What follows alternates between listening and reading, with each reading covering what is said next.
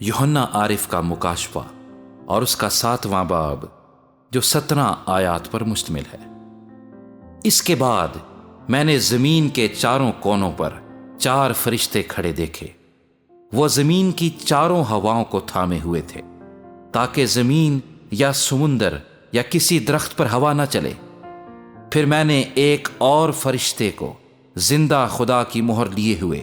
مشرق سے اوپر کی طرف آتے دیکھا۔ اس نے ان 4 فرشتوں سے جنہیں زمین اور سمندر کو ضرر پہنچانے کا اختیار دیا گیا تھا بلند آواز سے پکار کر کہا کہ جب تک ہم اپنے خدا کے بندوں کے ماتھے پر مہر نہ کر لیں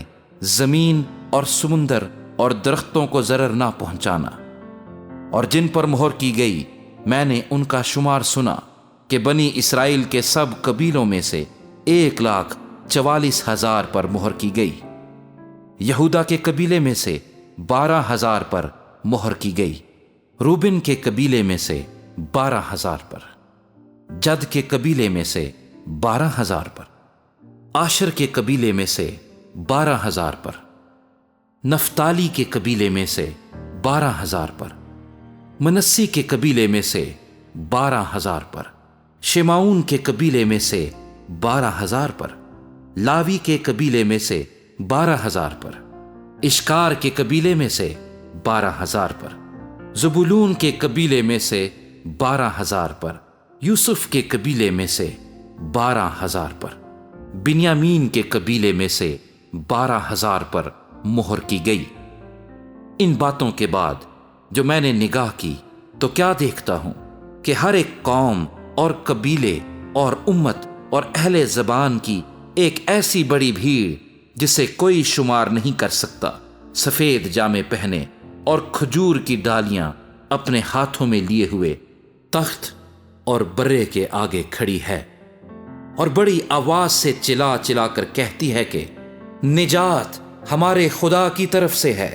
جو تخت پر بیٹھا ہے اور برے کی طرف سے ہے۔ اور سب فرشتے اس تخت اور بزرگوں اور 4 جانداروں کے گردا گرد کھڑے ہیں۔ پھر وہ تخت کے آگے منہ کے بل گر پڑے اور خدا کو سجدہ کر کے کہا آمین، حمد اور تمجید اور حکمت اور شکر اور عزت اور قدرت اور طاقت عبدالآباد ہمارے خدا کی ہو، آمین۔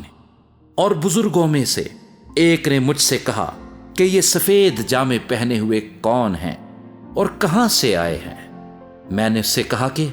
اے میرے خداوند تو ہی جانتا ہے۔ اس نے مجھ سے کہا یہ وہی ہیں جو اس بڑی مصیبت میں سے نکل کر آئے ہیں، انہوں نے اپنے جامے برے کے خون سے دھو کر سفید کیے ہیں، اسی سبب سے یہ خدا کے تخت کے سامنے ہیں اور اس کے مقدس میں رات دن اس کی عبادت کرتے ہیں، اور جو تخت پر بیٹھا ہے وہ اپنا خیمہ ان کے اوپر تانے گا۔ اس کے بعد نہ کبھی ان کو بھوک لگے گی نہ پیاس، اور نہ کبھی ان کو دھوپ ستائے گی نہ گرمی، کیونکہ جو برا تخت کے بیچ میں ہے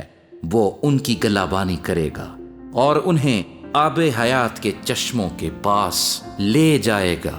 اور خدا ان کی آنکھوں کے سب آنسو پونچھ دے گا۔